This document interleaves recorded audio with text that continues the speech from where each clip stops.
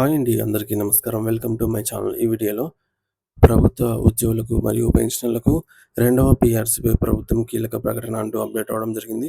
So, దీనికి సంబంధించిన పూర్తి వివరాలు ఈ వీడియోలో తెలుసుకుందాము. వీడియో అయితే ఎక్కడ గాని స్కిప్ చేయకుండా ఎండ్ వరకు చూసేయండి. అప్పుడు ఇన్ఫర్మేషన్ పూర్తిగా అర్థమవుతుంది.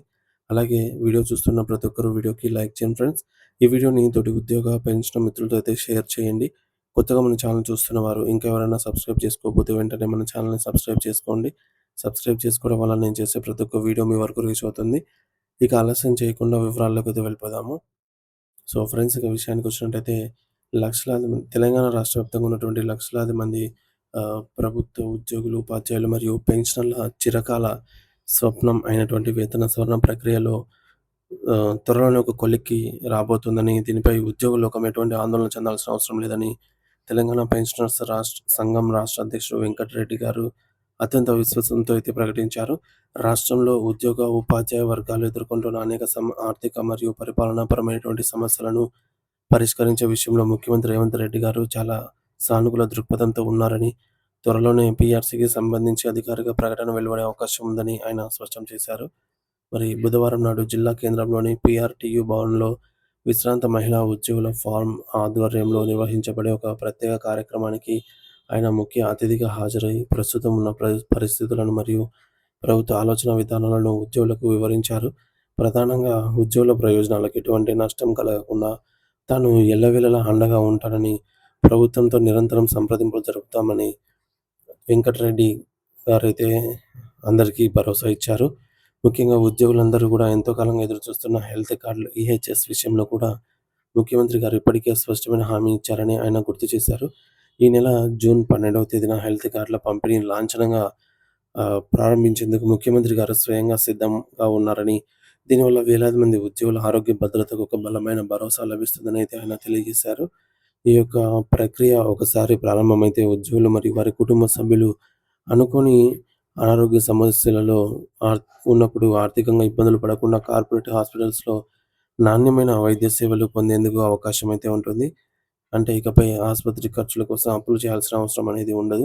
హెల్త్ కార్డుల అమల్లో ఉన్నటువంటి నిబంధనల గురించి ఆయన మరింత లోతుగా వివరిస్తూ, భార్యాభర్తలు ఇద్దరూ ప్రభుత్వ ఉద్యోగులుగా ఉన్న పక్షంలో గతంలో ఇద్దరి జీతాల నుంచి ప్రీమియం చెల్లించే విధానం ఉండేదని, కానీ ఇప్పుడు కొత్త నిబంధనల ప్రకారం ఇద్దరిలో ఒకరు మాత్రమే ప్రీమియం చెల్లిస్తే సరిపోతుందని అయితే వెల్లడించారు.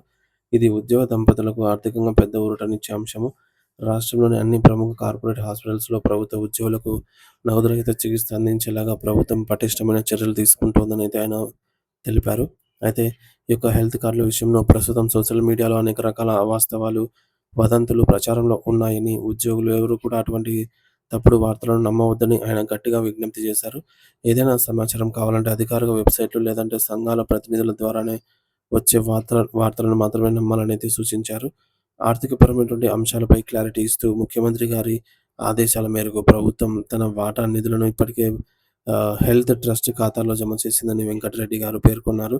కొన్ని అనివార్య కారణాల వల్ల మరియు వ్యవస్థను మరింత పటిష్టం కావడం కోసం ఉద్యోగుల వాటా ప్రీమియంను మే నెల నుండి మినహాయించడం జరిగిందని ఆయన వివరించారు.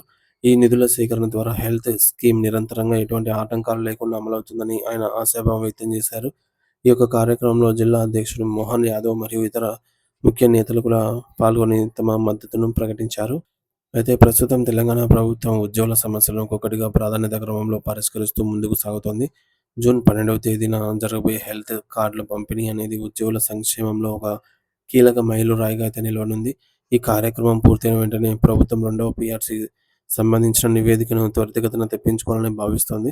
నివేదిక అందిన వెంటనే వీలైనంత త్వరగా కొత్త వేతన సవరణను అమలు చేయడానికి ప్రభుత్వం అన్ని వైపులా కసరత్తు చేస్తోంది. దీనివల్ల ఉద్యోగుల జీతభత్యాలు గణనీయంగా పెరిగి వారి ఆర్థిక స్థితిగతులు మెరుగుపడతాయని అయితే వెంకటరెడ్డి గారు తన ప్రసంగంలో ఆశాభావం వ్యక్తం చేశారు. సో, ప్రభుత్వానికి ఉద్యోగులకు మధ్య ఉన్న దూరాన్ని తగ్గించి సామరస్యపూర్వక వాతావరణంలో ఈ మేరకు సమస్యలను పరిష్కరించుకోవడమే లక్ష్యంగా సంఘాలైతే పనిచేస్తున్నాయని ఆయన స్పష్టం చేశారు.